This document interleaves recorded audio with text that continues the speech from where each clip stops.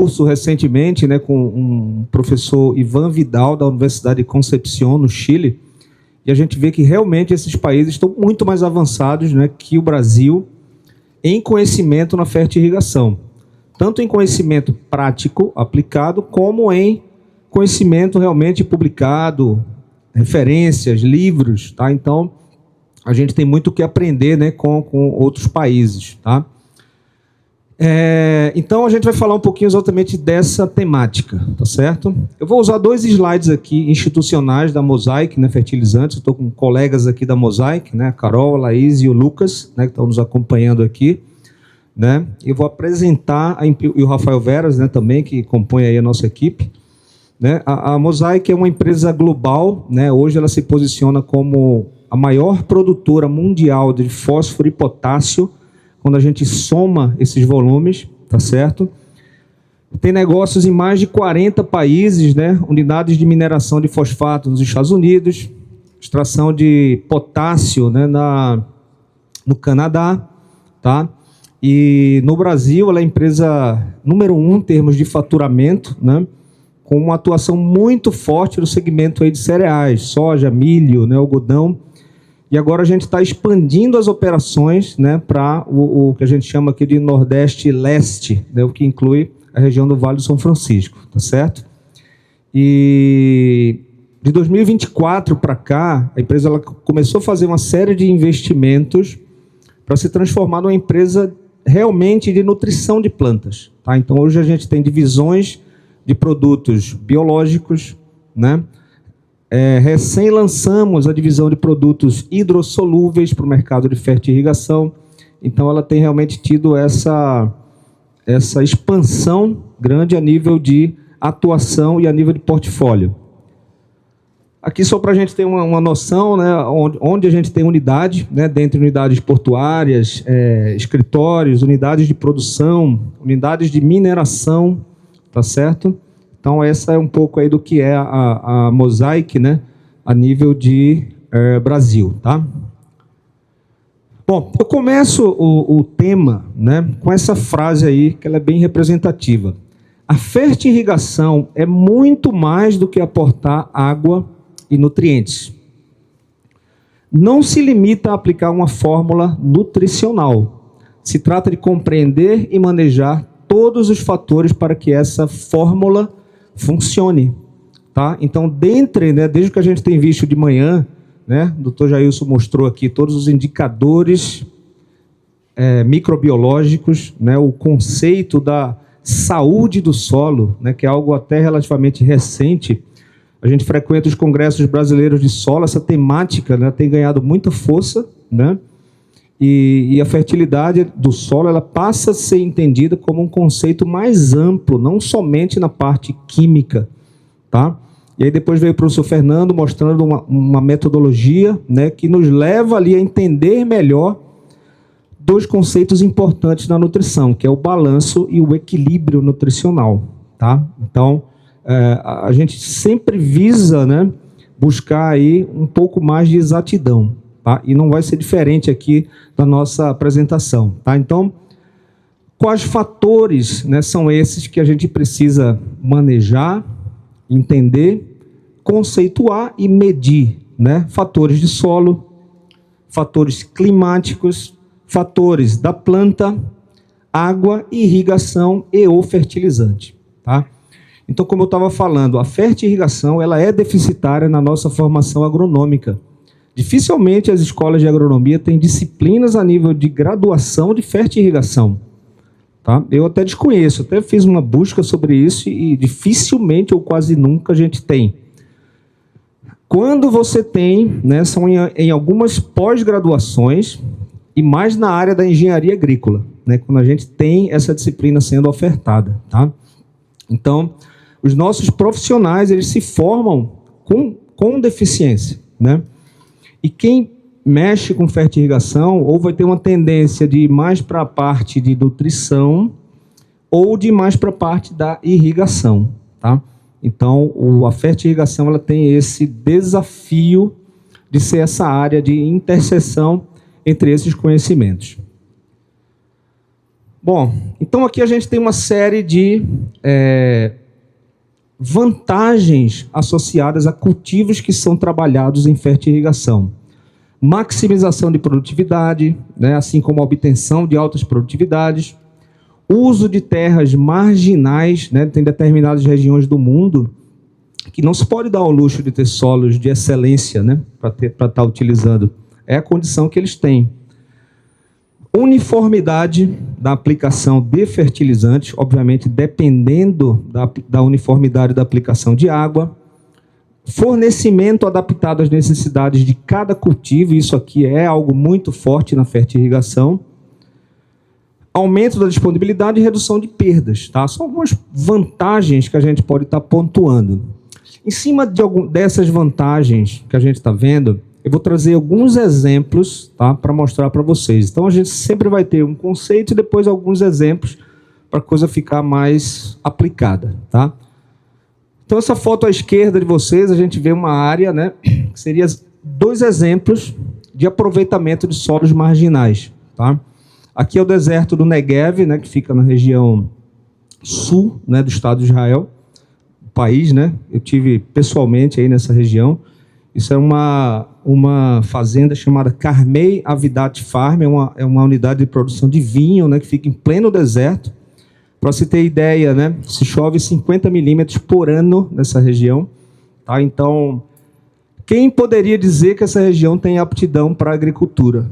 Né? Solos absolutamente pedregosos, né, rasos e produzindo vinhos aí de altíssima qualidade. Né? Então, tudo isso proporcionado pela prática da fertirrigação. Aqui à direita, né, uma foto de um colega, o Jamison Moura, o professor Fernando conhece, né, um consultor de coco. Tá? Ele me mandou essa foto, uma área de coqueiro no México, cultivada em solos aí com 30 centímetros de profundidade. Uma planta de coco que tem um sistema radicular robusto e agressivo. Né? Então, esses são 2 exemplos de uso, né, de agricultura possibilitada pelo uso da irrigação combinada com a aplicação de nutrientes, pela fertirrigação. Bom, eu vou dar alguns exemplos agora, né, da questão da eficiência. Né? A gente fala muito, ó, o sistema de fertirrigação é um sistema eficiente. Né? Então, vou mostrar para vocês aqui cálculos que provam que efetivamente ela é mais eficiente que as adubações convencionais. Tá? Então, a gente tem, por exemplo, né, uma das vantagens da fertirrigação é essa eficiência. Né? Então, por exemplo, uma publicação aqui do Witt, né, o professor Witt, ele comenta que para os 3 elementos, se a gente trabalhar com adubações convencionais, né, a gente tem esses níveis de eficiência para nitrogênio, fósforo e potássio. Para a fertirrigação, a gente tem níveis maiores, ou seja, né, o sistema ele possibilita o aproveitamento. Tá? Vou dar um exemplo numérico, né, mostrando que o sistema de fertirrigação, de fato, ele é mais eficiente, usando esses coeficientes. Então, imagine o seguinte, né? A gente tem aqui a chamada equação geral da adubação. Se a gente fosse representar matematicamente uma fórmula para calcular fertilizante, essa fórmula seria a demanda da cultura menos a oferta do solo, o aporte nutricional do solo, dividido por um fator de eficiência. Tá? Vamos para os exemplos. Então, imagine o cultivo de limão, né? Expectativa de produtividade de 50 toneladas por hectare. Demanda de K2O, né? Nós estamos estimando ali em 5 quilos por tonelada de frutas. Então, esse tipo de unidade de recomendação também é bastante utilizada. Teor de potássio no solo, 0,05 centimol. Está dormindo já, Rafael? Vamos para os cálculos ali embaixo. Ó. Demanda de potássio, né?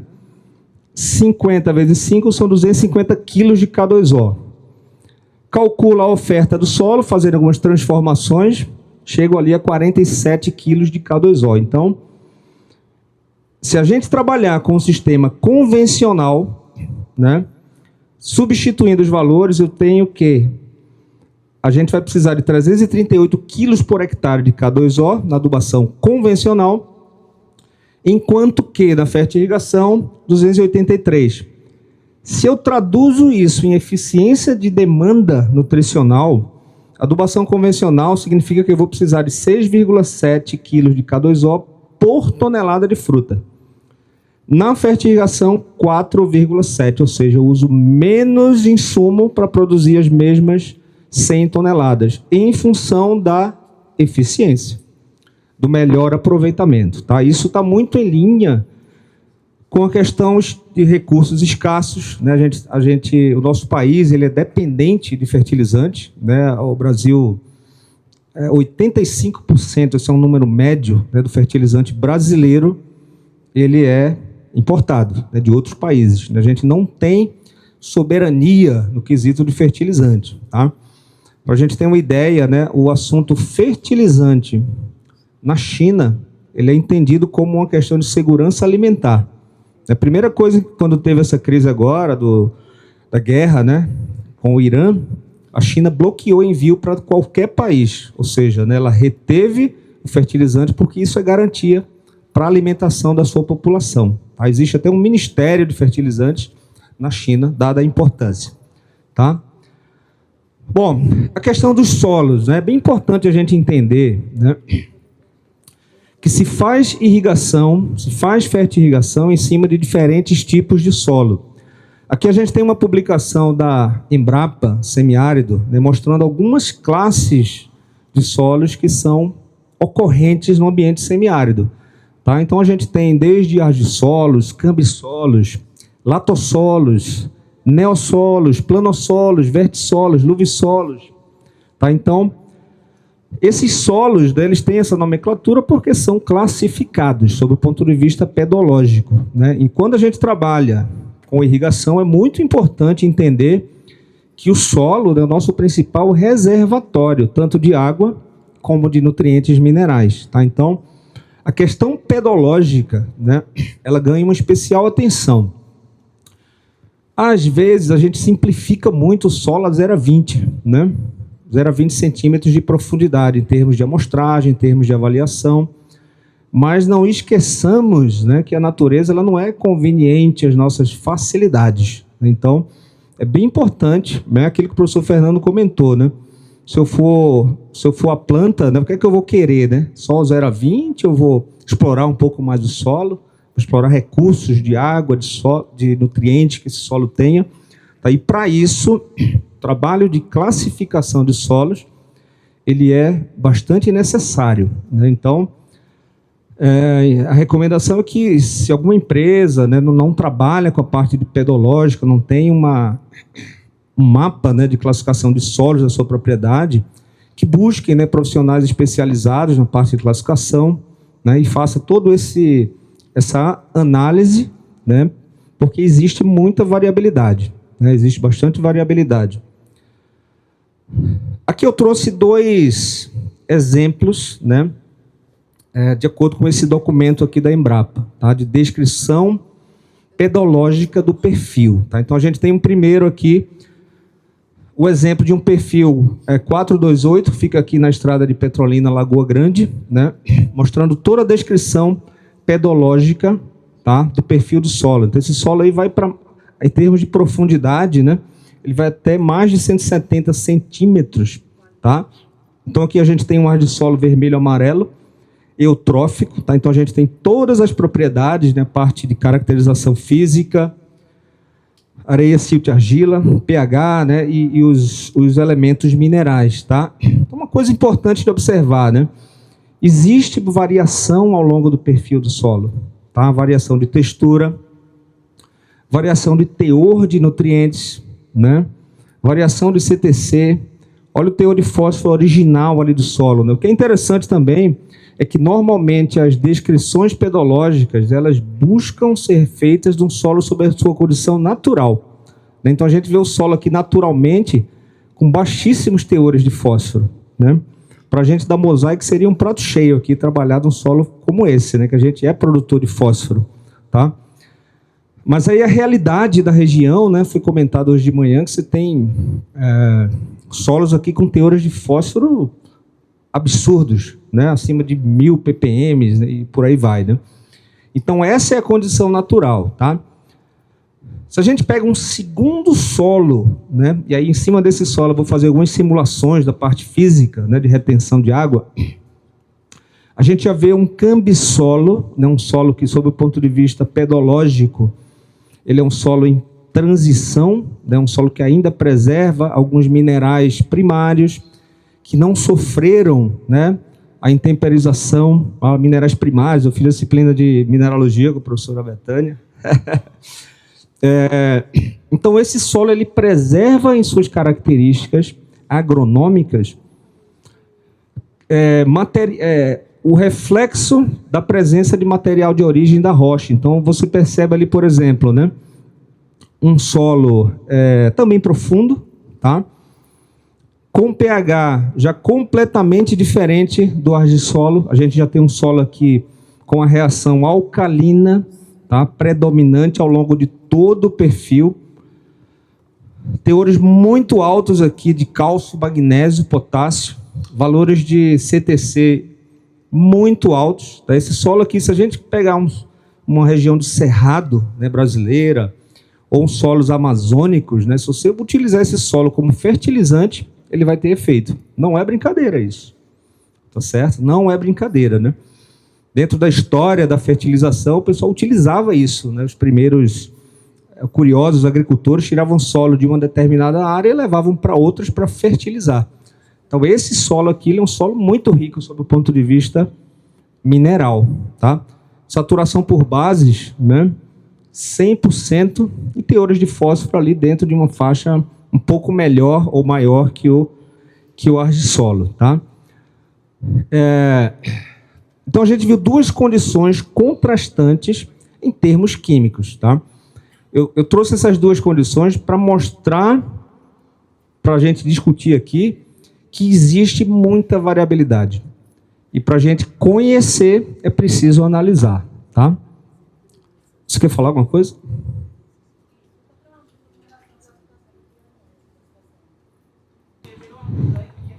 Esse documento é de 2018.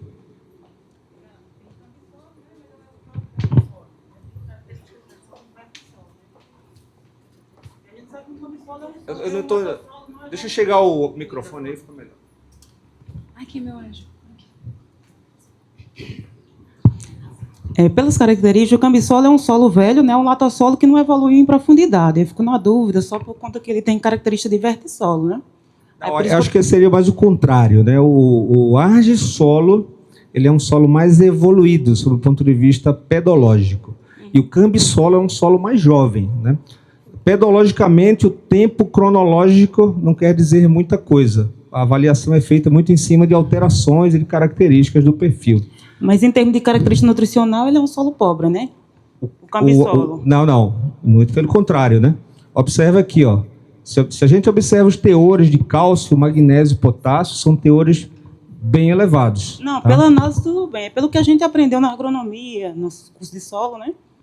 Geralmente é um solo de fertilidade baixa. Eu fico na dúvida se ele tem uma característica de vertissolo, porque os vertissolos são ricos mesmo, realmente, né? Quer fazer um comentário, professora? A professora Betânia vai dar uma ajuda aqui.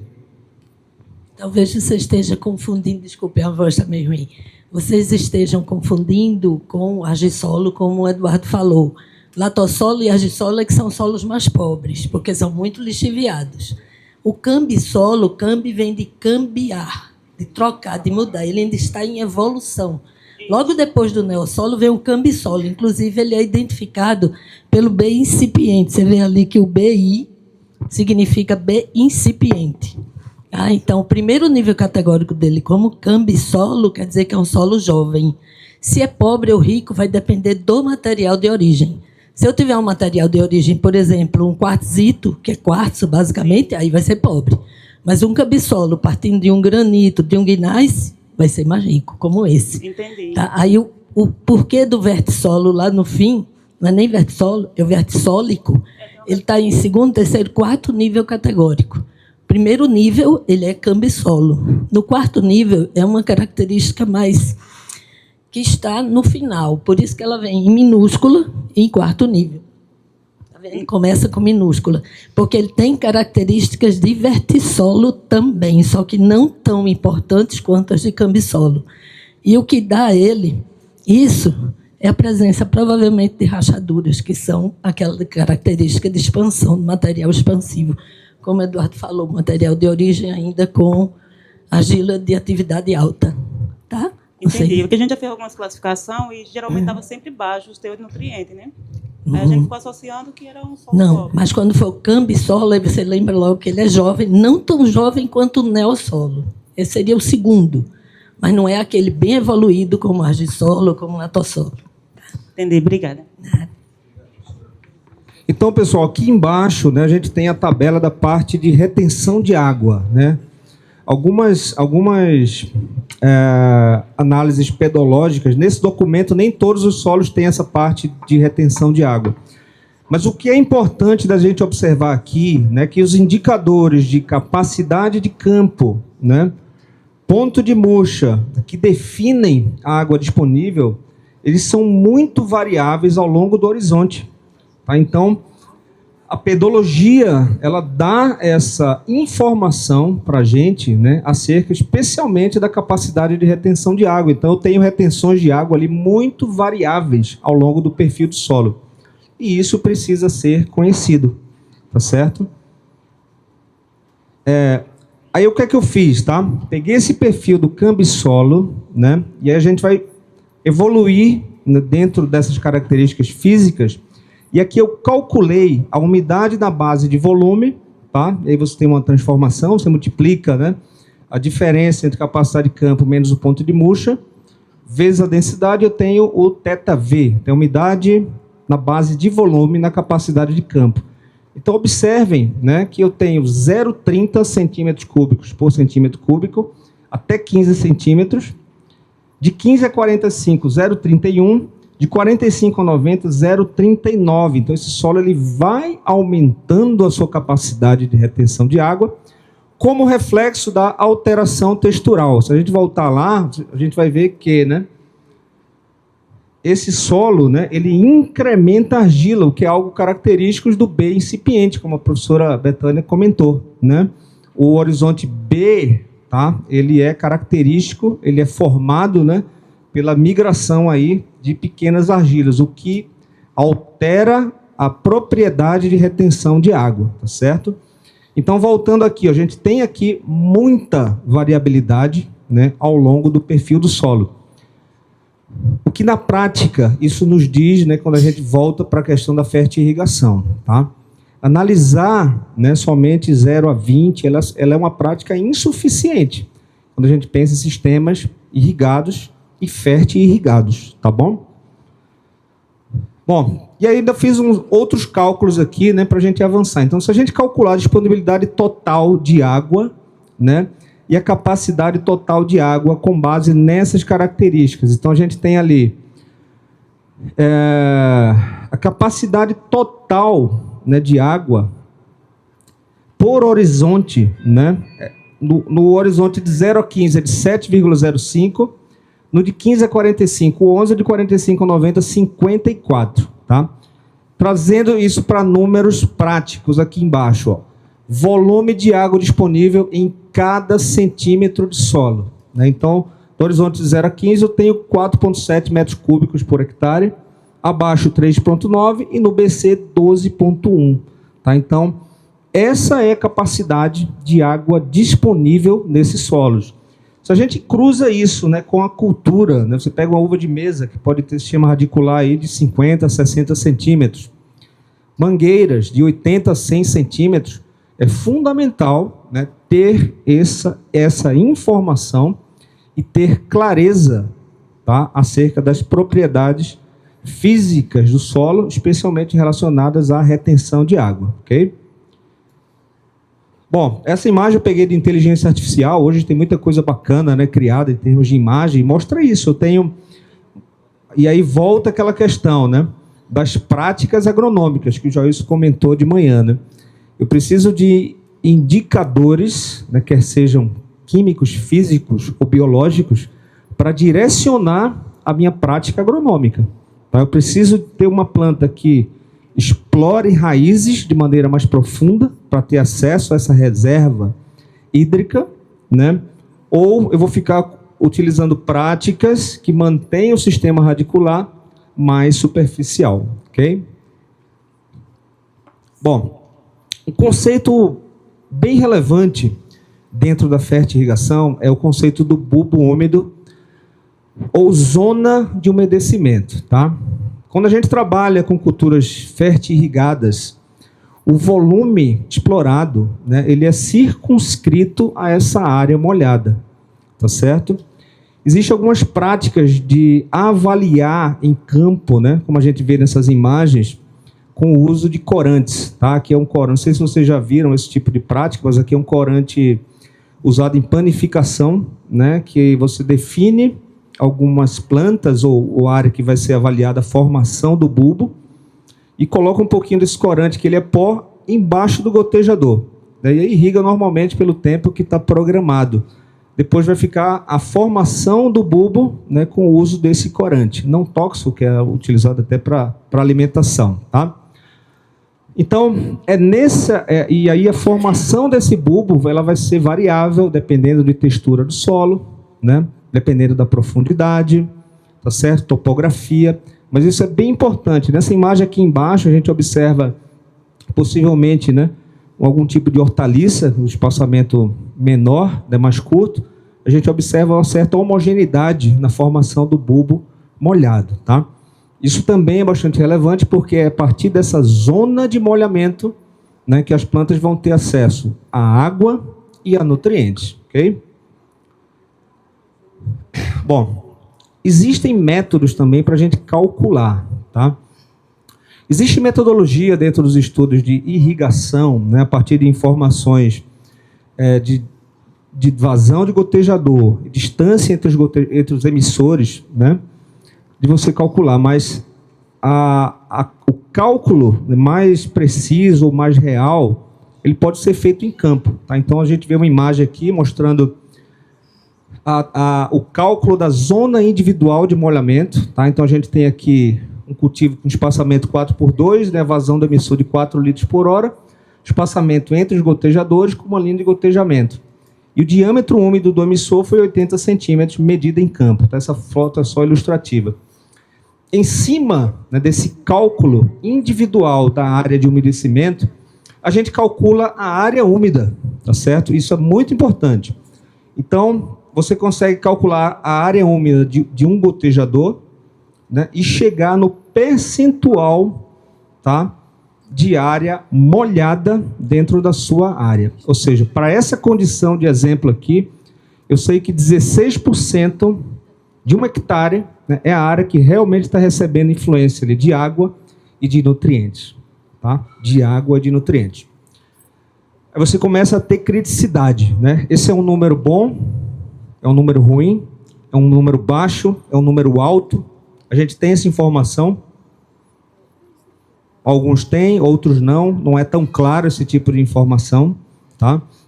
No manual de irrigação do professor Salacier Bernardo, ele comenta que para áreas semiáridas, o percentual de área úmida ideal é acima de 30%.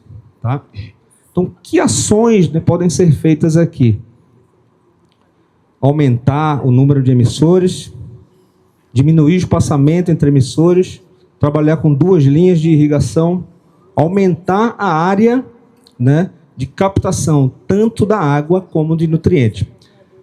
Porque não adianta a gente fazer uma aplicação de fertilizante, né, numa hectare de manga, de uva, de goiaba, de outra cultura, e você tem uma área de molhamento insuficiente.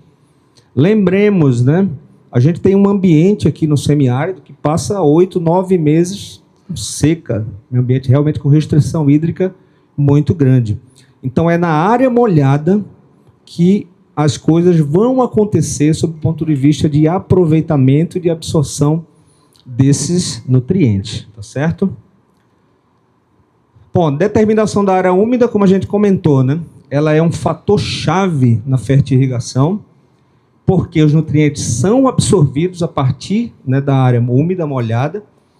O volume de solo ele é restrito, né, em função especialmente dos efeitos osmóticos e salinos, que a gente vai discutir aí mais para frente. E a distribuição radicular também é dependente da área molhada, do volume molhado. Só compartilhar uma experiência que a gente tem no campo direto, na área de manga principalmente. É exatamente isso, o volume de raiz. O sistema de irrigação mais antigo que foram implantados são todos... A gente tem um problema sério quanto a isso aí. E o que acontece? A gente tira a análise de solo na região molhada, aí dá tudo alto. Aí vai para a planta, dá tudo baixo. Então, em função da gente ter um bulbo restrito, e a gente quer planta de alta performance. Né?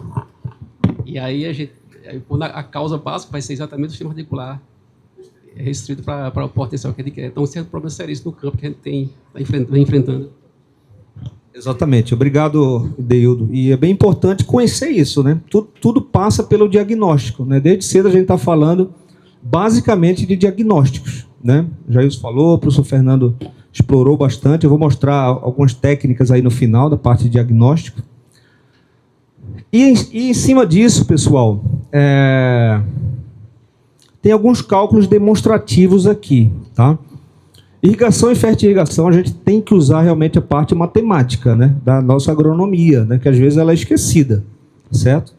Então, ó, determinar, por exemplo, a profundidade que alcança uma irrigação de 6 horas em um pomar que apresenta os seguintes dados, né? A gente tem ali a umidade atual do solo, né, até o horizonte BC, né, eu estou usando aquele cambisolo como exemplo, até 90 centímetros. Vazão de 1,8, percentual de umedecimento de 30, digamos que seja de 30, e por meio dessa fórmula a gente consegue calcular a altura de lâmina, altura de penetração da lâmina de irrigação. Tá? Então eu sei que essa situação, né, ou seja, a umidade atual nesses valores, com vazão de 1,8, irrigando por 6 horas, a profundidade da frente de molhamento ela chega a 51 centímetros. Tá? Então é isso, né, que precisa se trazer para se conhecer um pouquinho mais. Claro que isso aqui pode estar tudo automatizado. Hoje existem empresas que trabalham com monitoramento em tempo real, né, avaliações que você tem essas informações num celular, num aplicativo, né, e a gente precisa saber o que fazer com esse tipo de informação e que condições de manejo podem ser aplicadas para se melhorar, tá? Bom, vou entrar um pouquinho na parte de água de irrigação, né? Quando a gente fala de água de irrigação dentro da fertirrigação, existe uma tendência grande de migrar para as questões de salinização, né? Para as questões de salinidade. O que não é algo presente aqui na região do Vale do São Francisco por conta da qualidade da água do Rio São Francisco, né? É uma das melhores águas para se irrigar no mundo, né? Então, o tema de salinidade, né, ele não é tão preocupante quando a gente pensa na qualidade da água, mas isso não significa, né, que as culturas não estejam sob risco de salinização. Tá? E esse risco pode acontecer por conta da própria formação do solo, né? Lembra aquele cambisolo, né? Ele já passa a ter percentuais de sódio elevados. Outros elementos, né, também podem causar salinização e a própria fertilização, tá certo? O próprio uso de fertilizantes de forma não adequada, não tecnicamente planejada, pode provocar problemas de salinização, tá? Bom, uma coisa, né, que eu queria mostrar para vocês aqui é que a gente pode calcular o potencial osmótico, tá?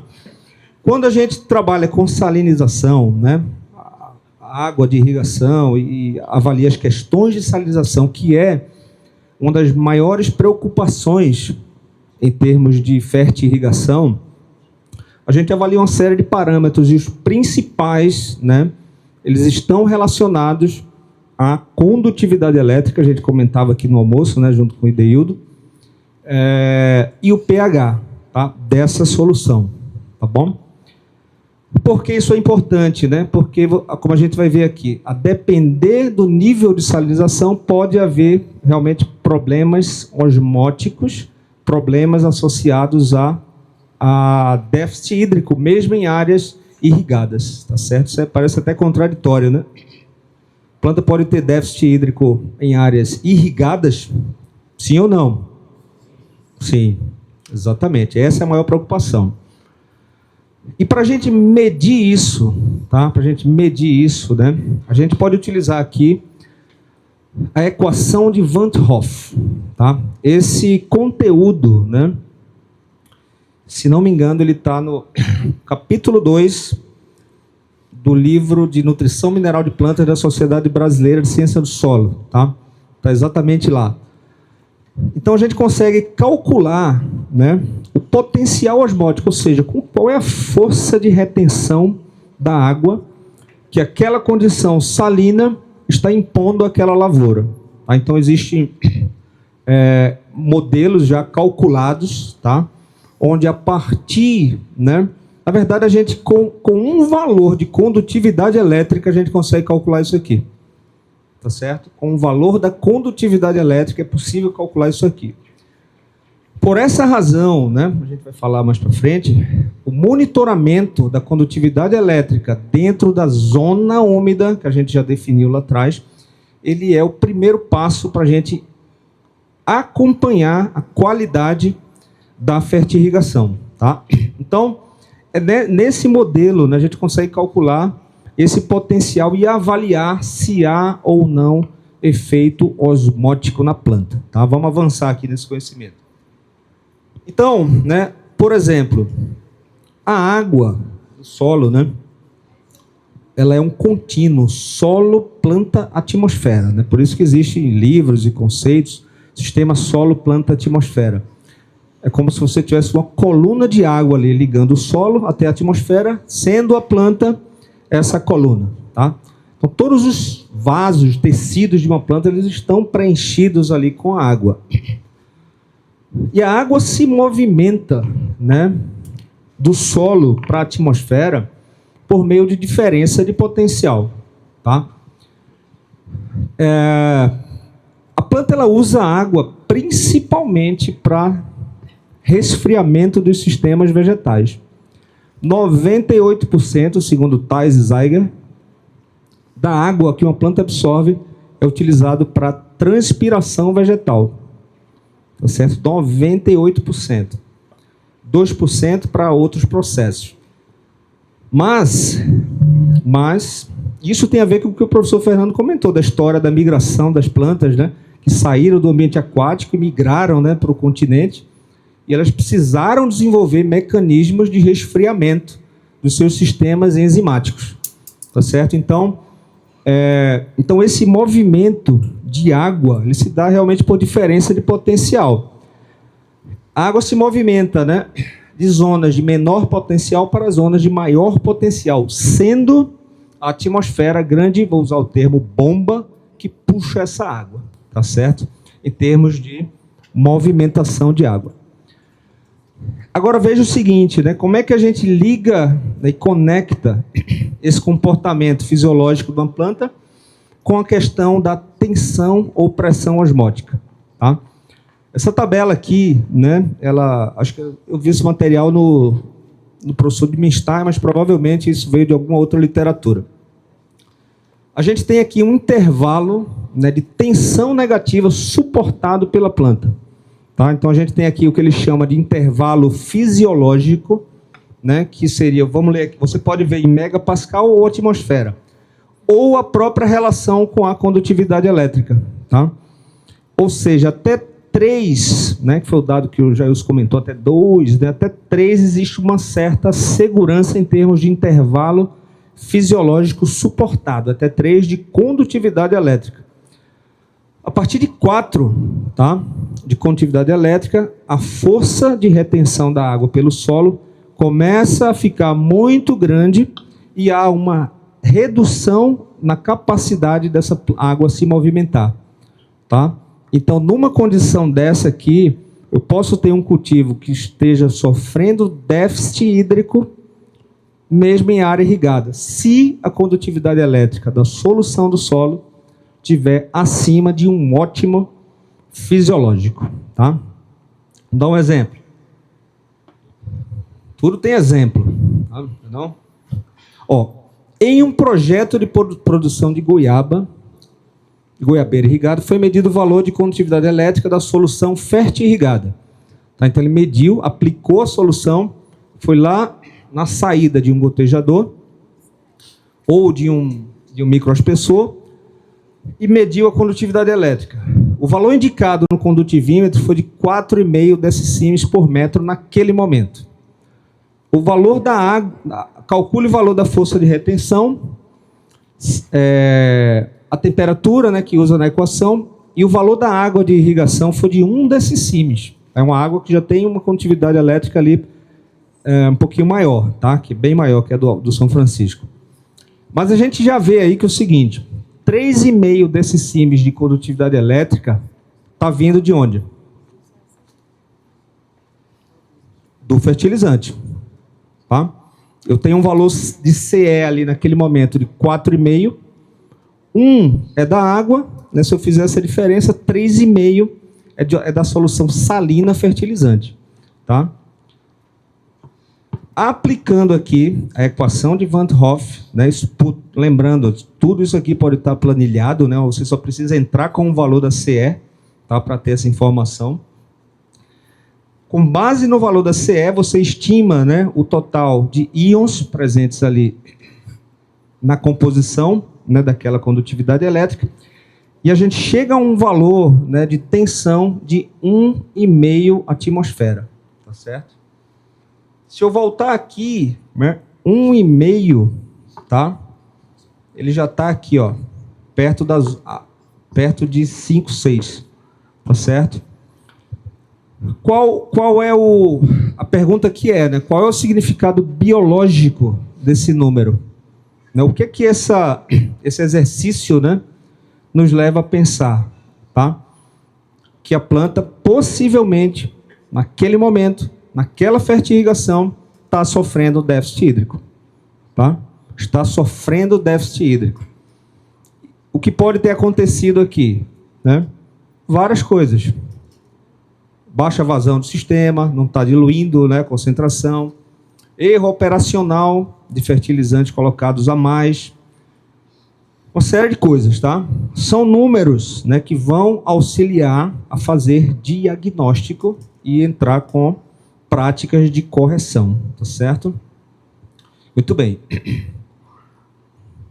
E aí, só para ilustrar também, né, essa questão da tolerância, ela depende muito da espécie. Você tem, por exemplo, células da folha de uma planta de soja, ela tem um potencial osmótico de menos 1 megapascal. Citros, menos 2,5, e uma célula de uma cactácea, menos 10 megapascal. Ou seja, né, depende da planta e das condições de cultivo, né? Com certeza a soja aqui seria a planta mais sensível, né, sob o ponto de vista de salinidade. É porque qualquer alteração a mais no potencial osmótico da solução do solo, essa planta vai entrar numa condição de estresse hídrico. Ao contrário de uma planta de mandacaru, tá? Que tem um potencial muito negativo. Então, para salinizar, tem que ser muito sal, tá? É por essa razão que eu sou produtor de pitaia. É por causa desse slide. Eu tenho uma pequena área na região do Agreste Pernambucano, próximo a Caruaru, e a nossa água tem valor de condutividade elétrica natural, né, de 8 ou 9, depende da época do ano. Né? E o nosso market é frutos de pitaia irrigado com águas naturalmente ricas em sais. Mas, enfim, qualquer outra espécie, tá? Eu já plantei manga lá, não dura um mês, né? Começa a secar, morre tudo. Então, a pitaia, né, como uma planta pertencente aos cactos, ela tem uma alta capacidade de tolerância, tá? Claro, existe a preocupação com o solo, né? Toda uma parte de manejo, né? O solo é arenoso, quando vem as chuvas, ajuda a drenar esse sal, a lixiviar esse excesso de sais, né? O que mais? O uso de matéria orgânica, tudo isso ajuda, né? A planta ela sofre um pouco, não produz tão bem, mas é uma das poucas que tolera esse tipo de água, tá? Hoje existe uma área, né, chamada agricultura biossalina. A professora Betânia tem muitos trabalhos, né, dentro desse segmento, muitas outras espécies.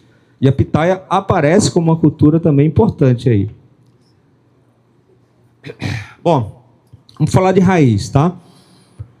Essa tabela aqui, né, de um chileno, né, um professor pesquisador, professor Samuel Roman, e ele traz o seguinte, né, funcionalidade de raízes em frutíferas perenes.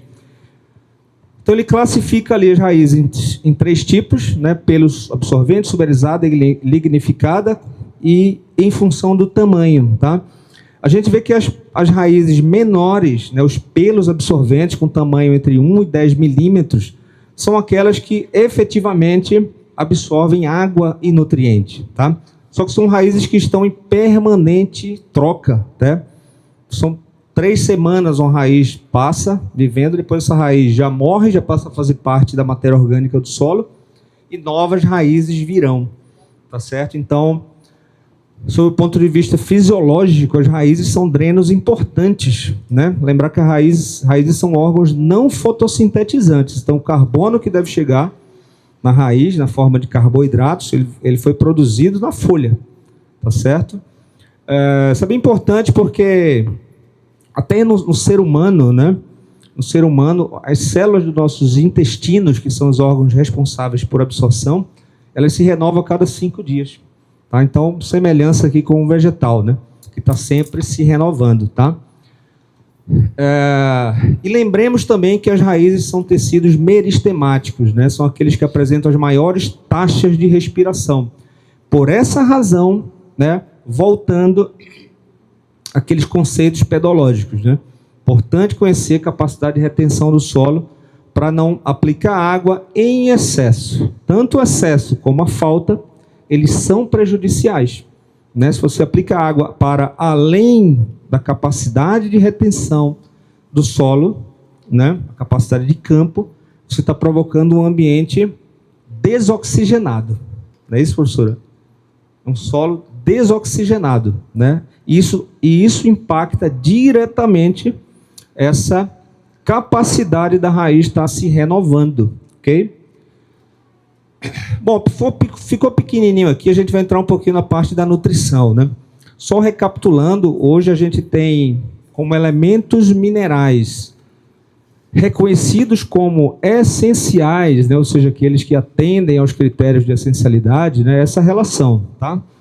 São 17, né? O último foi o níquel, né? Que foi incluído aqui em 1987, né, pelo professor Patrick Brown. Hoje já tem pesquisas, né, feitas até com níquel e tudo.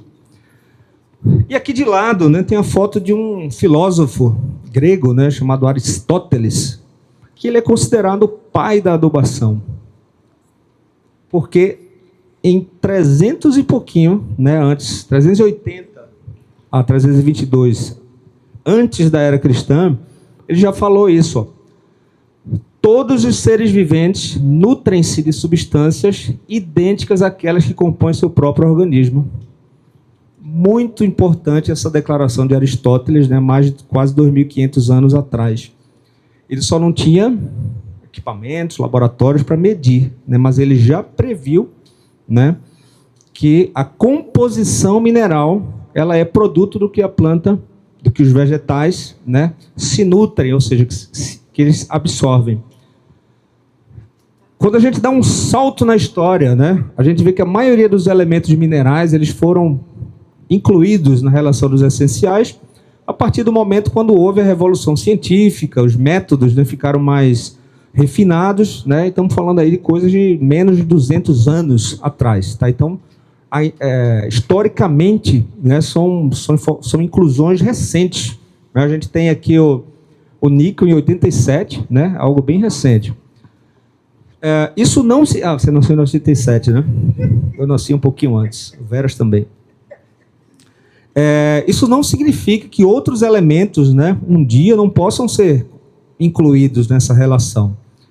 A gente tem os elementos benéficos, né, como o próprio silício, né, que é um elemento bastante utilizado já, tem propriedades comprovadas, né, propriedades de resistência, de tolerância, né, antiestressantes, enfim.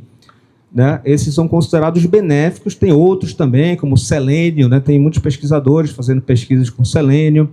O próprio iodo, né? tem dado bastante resultado aí em algumas regiões. Tá? Mas o que a gente tem hoje né, exatamente isso. Só que quando a gente vai para o aspecto quantitativo, né, 95% da massa seca de uma planta é carbono, hidrogênio e oxigênio. 5% é macro e micronutrientes. E o Brasil importa mais de 40 milhões de toneladas por ano de nutrientes, né, para aplicar para ser só os 5%. Mas são esses 5%, né, que trabalham para a planta produzir carbono e hidrogênio, para a planta produzir compostos ou biomoléculas a partir de carbono, hidrogênio e oxigênio. Tá? E aí vem aquela clássica pergunta, né? Quem é mais importante, macro ou micronutriente? E aí, Veras? Igual, acertou. Tá? Sob o ponto de vista fisiológico, né, não faz nem sentido eu separar em macro e micronutrientes. Agronomicamente, a gente usa essa nomenclatura para distinguir o valor quantitativo da importância, digamos assim. Tá? Bom, voltando aqui para as raízes, né? Isso aqui é um trabalho do professor Gutierrez, né, da Universidade da Costa Rica, com o uso de risotrons. Tá? Eu já visitei áreas aqui no Vale com o uso de risotrons, né? Não sei se isso é uma prática já utilizada, né, para mensurar realmente, mas o risotron não é tão simples de instalar, mas ele dá bastante informação, né? Você consegue mensurar períodos de crescimento radicular, momentos que a planta emite mais pelos radiculares finos, tá certo? Movimentar a dinâmica, mensurar a dinâmica radicular da planta, tá? E aqui o Thais Zeiger, né, ele traz essa informação aqui, ó. A taxa de absorção de água, né, ela é sempre maior nos ápices em crescimentos, ou seja, no tecido meristemático, tá, que essa planta está absorvendo. Por isso, cuidado, né, com as questões de solos saturados, né, e solos desoxigenados. Por isso a importância, né, do conhecimento e das práticas de drenagem nas áreas. Tá? Muito bem. Uma coisa também pontuada como vantagem, né, da fertirrigação é a capacidade da gente poder dividir o fornecimento de nutrientes conforme o desenvolvimento das plantas. Então, a gente tem aqui a fenologia e a absorção de elementos. A precisão, né, da fertilização, ela se baseia nesse conhecimento, tá certo? Então, a gente tem uma imagem, né, que mostra que a curva de acúmulo total de nutrientes ela cresce em função do desenvolvimento da planta. Vamos para os dados, tá? Esses dados, né, tem bastante pesquisa, né, com várias culturas mostrando aí a questão de acúmulo de nutrientes, tá certo? Só que ela não deve ser utilizada somente sob o ponto de vista qualitativo, ou seja, somente sob o ponto de vista da observação do como, mas sim do quanto. Tá? A ideia aqui é mostrar para vocês o seguinte, esse trabalho, né, estou usando um dado de soja, né, que foi um trabalho um material que eu montei recentemente, mas ele se aplicaria a qualquer cultura. Tá? Então a gente tem um material publicado no Informações Agronômicas, né? Eles fizeram um estudo para avaliar a curva de acúmulo de todos os nutrientes, macro e micronutrientes, para a soja. Aqui eu filtrei só fósforo, né, para a gente dar uma analisada. Então a gente tem aqui, né, um ciclo de 120 dias e a curva de acúmulo para 3 materiais genéticos diferentes. O que eu quero mostrar a vocês é o seguinte, aquelas equações de regressão ali, né, o professor Fernando explora muito bem essa parte das pesquisas, elas nos trazem uma informação. Tá? A gente sai do aspecto qualitativo, que é olhar o comportamento da curva, e usa a equação da regressão como fonte de informação. Tá? Então, se a gente tem pesquisas, né, dessa natureza realizadas aqui na região, eu posso utilizar essas informações para quantificar. Tá? Então, veja que tipo de informação a gente pode estar extraindo das equações de regressão.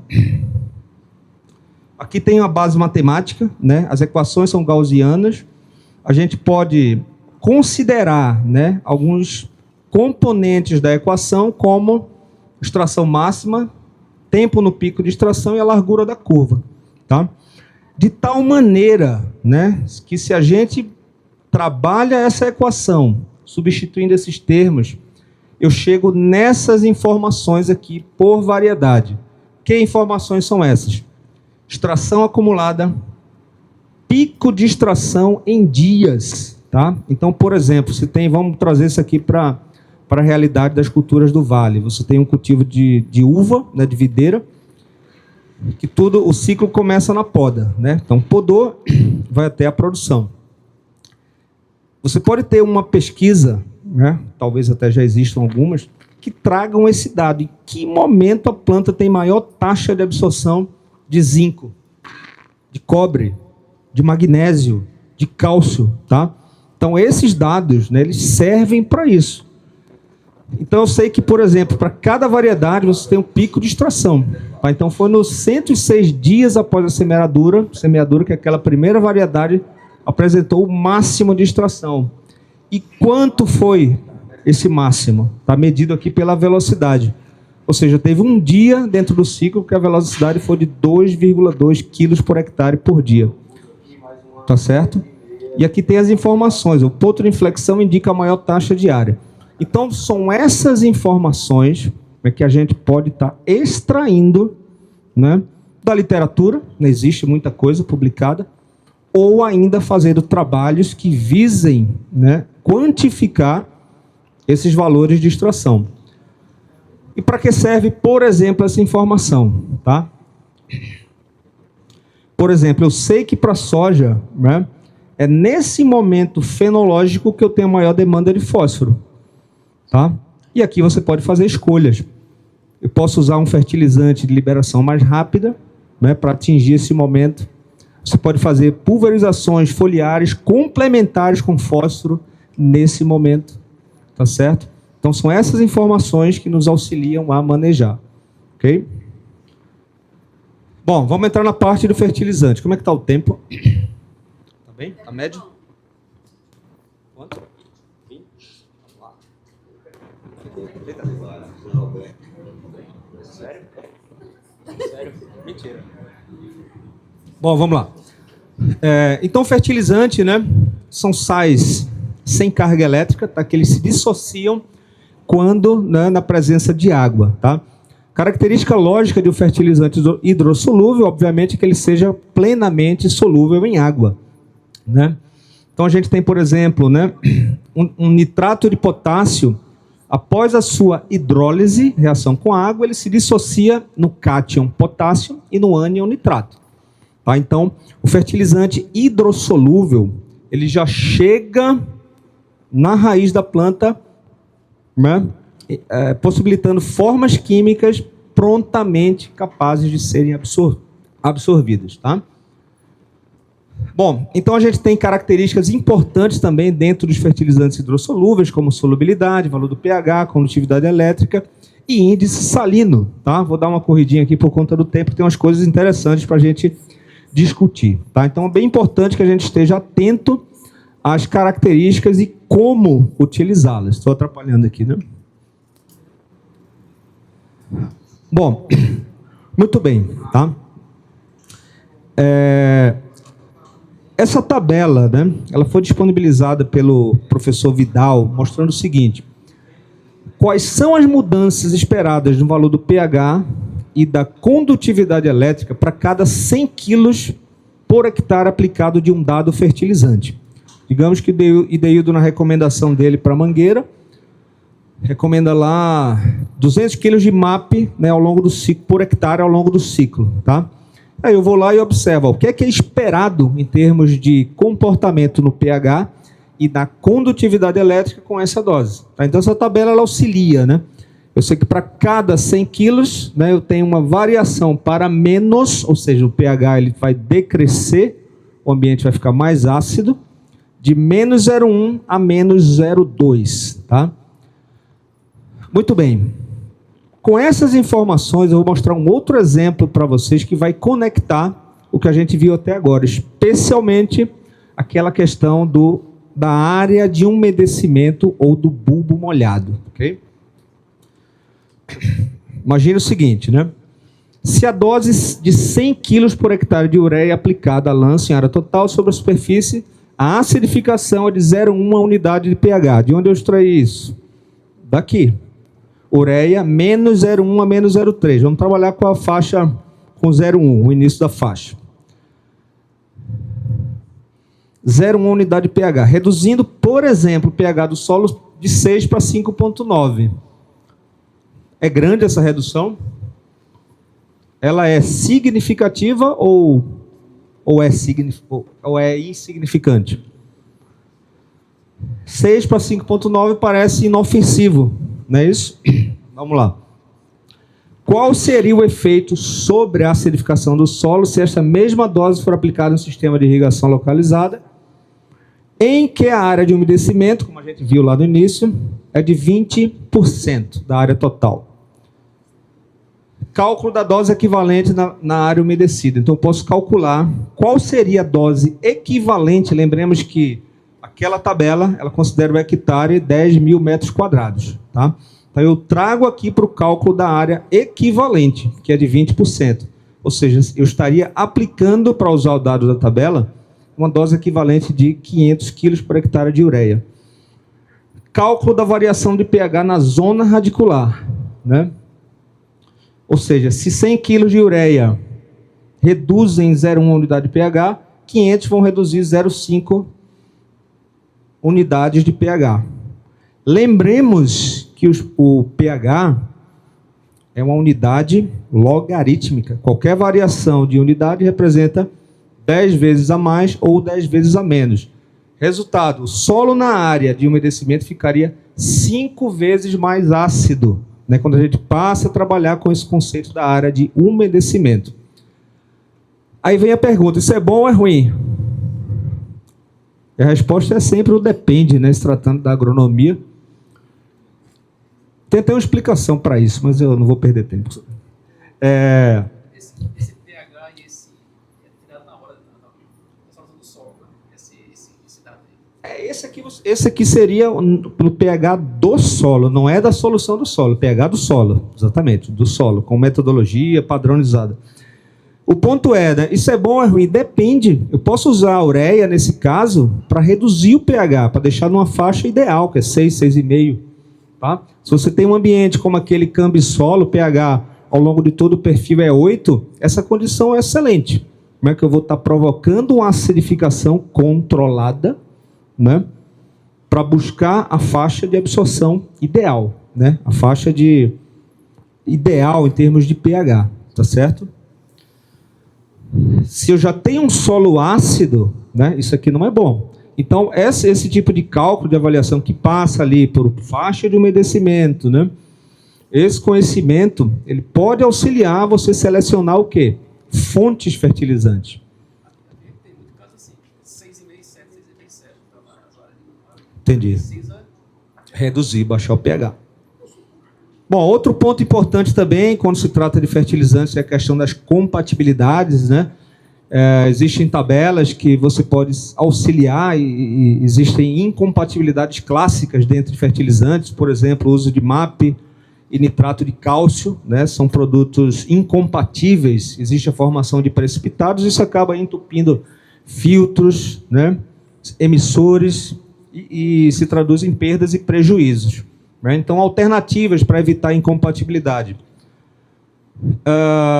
No espaço, né, utilizar tanques diferentes, tanque A, tanque B, tanque 1, tanque 2, aplicações em momentos diferentes, né, eu faço um dia da semana produtos que tenham compatibilidade e no outro produtos que são incompatíveis, né? Aplicações em baixas concentrações e sempre fazer testes de mistura. Hoje existe uma oferta muito grande de diferentes tipos de produtos que são aplicados também via fertirrigação. E é impossível a gente saber ou prever, com base em literatura, se vai ser incompatível. Então, é sempre importante fazer os testes prévios, né, considerando essa variação grande de produtos que se tem no mercado. Monitoramento da fertirrigação, né? A gente deve monitorar, né, o sistema de fertirrigação em vários pontos do sistema. Você já se levantou aí, já significa alguma coisa. Esse monitoramento ele pode pode ser feito na água de irrigação, deve ser feito na água, na solução estoque preparada, na solução que sai do emissor e principalmente na solução do solo, né? Que é o objetivo final, tá certo? Então, são várias fases do sistema que a gente pode estar monitorando, tá? Bom, o uso de extratores de solução do solo, né, eles são bastante recomendados em sistemas fértil-irrigados, né, porque ele vai dar uma informação muito rápida. Imagine que você instala uma solução de uma estação de monitoramento numa... Já acabou? Uma estação de monitoramento num pomar, tá? E você monitora pelo menos uma vez por semana, né? Eu tenho um pomar de mangueiras, instalo uma estação para monitorar e meço, né, toda semana.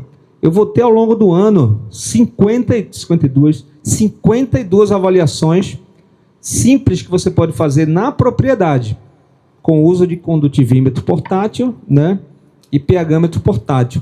Quer uma análise um pouco mais aprofundada da parte iônica, envio para o laboratório, né, para saber em momentos específicos qual a composição iônica da solução do solo naquele momento.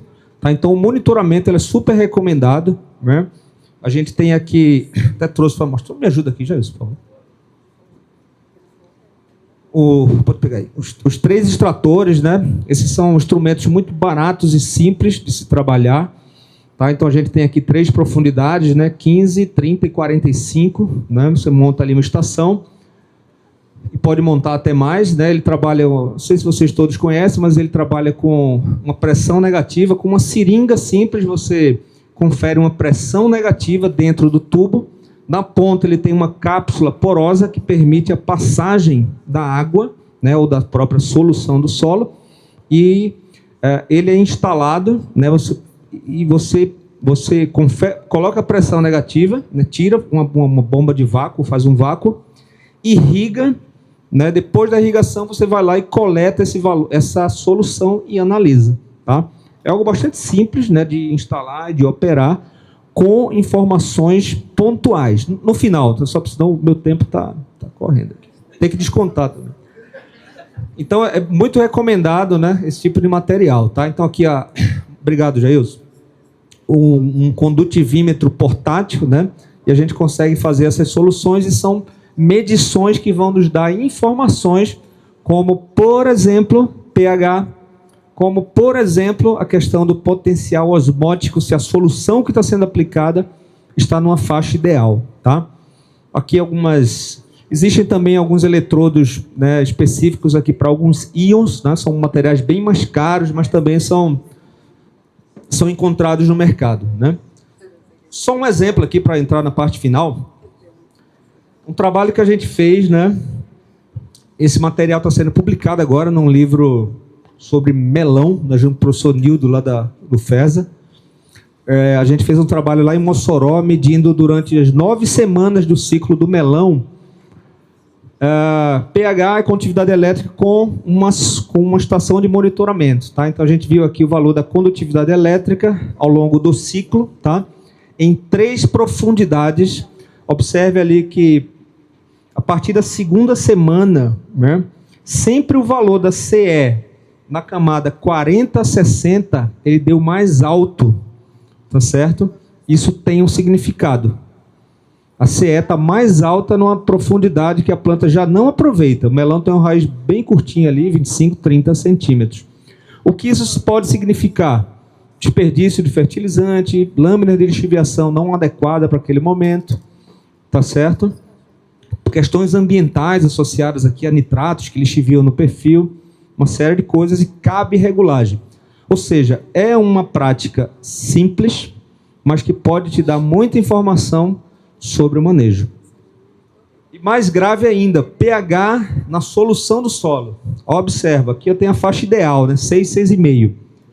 Todas as profundidades, em todas as análises, em todos os meses, pH 8, em alguns momentos 9. Né? O que é que na prática está acontecendo aqui? Lembremos disso aqui que não é teoria. Nessa área tem problemas seríssimos de deficiência de ferro. Nós mostramos esse dado para o agrônomo responsável, ele ficou enlouquecido, porque não tinha essa informação, né? Então, ferro é um elemento que tem relação direta com a fotossíntese, né? O ferro participa da biossíntese da clorofila. Então, ele, aqui, praticamente, os micronutrientes catiônicos, né? Metálicos, ferro, cobre, manganês e zinco, observa que acima de 8 ali está próximo a 0 a disponibilidade, tá? Então, são essas situações que você consegue com o monitoramento. Bom, e aqui eu estou terminando, tá? Só esse slide. Os métodos de fertirrigação, tá? Você pode abordar a fertirrigação de duas maneiras. A chamada fertirrigação quantitativa e a fertirrigação proporcional. A maioria das áreas, né, majoritariamente fazem fertirrigação utilizando o método quantitativo, né, que é o seguinte: você aplica quilo de nutriente, tá? De acordo com o cultivo, etapa, não leva em consideração o volume de água. Então, as nossas doses, elas são baseadas em quilos por hectare, quilo por hectare por semana, por período, por etapa, tá? E existe a fertirrigação proporcional, né, cujo princípio é aplicar uma solução nutritiva com as concentrações totalmente conhecidas, em ppm, milimol, milha equivalente, tá? Essa fertirrigação proporcional, que é quase zero aplicação prática nas regiões dela, ela é muito mais técnica, exige muito mais conhecimento, não só conhecimento, mas estrutura nas fazendas para injeções, fertilizante, mistura, etc. Mas ela conversa muito mais com a realidade biológica da planta, né? As plantas não se importam com doses. Que os vegetais buscam para fins de absorção é concentração. Isso é tão real. Vocês já viram isso aqui, né? Os mecanismos de contato íon-raiz, né? Clássico: interceptação radicular, fluxo de massa e difusão. A gente vê que difusão e fluxo de massa, eles são os processos reinantes, né, na grande maioria aí dos nutrientes. Quando você parte para uma nutrição, estudos mais controlados, né, da nutrição, existem modelos que calculam quanto um elemento entra por fluxo de massa, quanto um elemento entra em contato por difusão. E esses modelos, né, fluxo de massa é baseado na equação de Darcy e a difusão na equação de Fick. Se a gente olhar os componentes dessa equação, o valor do fluxo de massa e de difusão ele é diretamente proporcional à concentração do nutriente. Então, para a planta, né, sob o ponto de vista biológico, a irrigação, a fertirrigação via, né, proporcional, que ela é mais difícil, mais custosa de fazer, ela é muito mais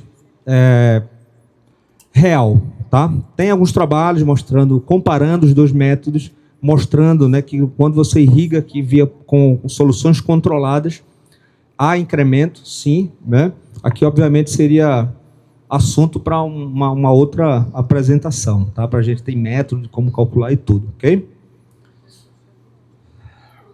Bom, aqui eu vou passar essa parte e vou só deixar esse slide aqui final, né? Que o manejo eficiente, ele passa por esses 4 pilares: qualidade do produto, conhecer o produto que está sendo aplicado, as aplicações em campo, como é que esse nutriente se relaciona com a água, com a área umedecida e como isso impacta o desenvolvimento da raiz. Diagnóstico da fertilidade do solo, o professor Fernando mostrou, já isso mostrou bastante, parte de diagnóstico mais voltado para a qualidade do solo, e as demandas nutricionais da cultura, tá? Então isso é bem importante, né? Não sei se existem trabalhos nas fazendas também de avaliação de acúmulo de nutrientes em manga, em uva, são trabalhos também um pouco mais custosos, porque precisa bater a planta, né, para avaliar parte por parte, raiz, caule, folhas, ramos e por aí vai. Bom, e aí eu deixo essas perguntas, não precisa responder, né? O que mais limita a eficiência da fertirrigação na região? Onde geralmente erramos? Na dose, nos diagnósticos, na fonte e no momento. Quais os problemas recorrentes e reconhecidos são observados em campo? Tá? Bom, a gente da Mosaic, a gente tem uma plataforma, né, chamada Nutrição de Safras. Quem quiser colocar o seu QR Code, vai abrir diretamente nessa plataforma. Tem muita informação, sempre a gente está publicando artigo, dado, né, mostrando sobre nutrição de cultivos. E aqui a plataforma também Unimosaic, né, que ela é aberta ao público, também quem quiser faz o cadastramento e vai ter acesso a cursos, né, uma série de informações, tudo disponível aí para o mercado, tá bom? E aqui os meus dados, quem tiver interesse em material, algum tipo de informação adicional, estamos à disposição. Muito obrigado. Perguntas? Dúvidas? Perguntas?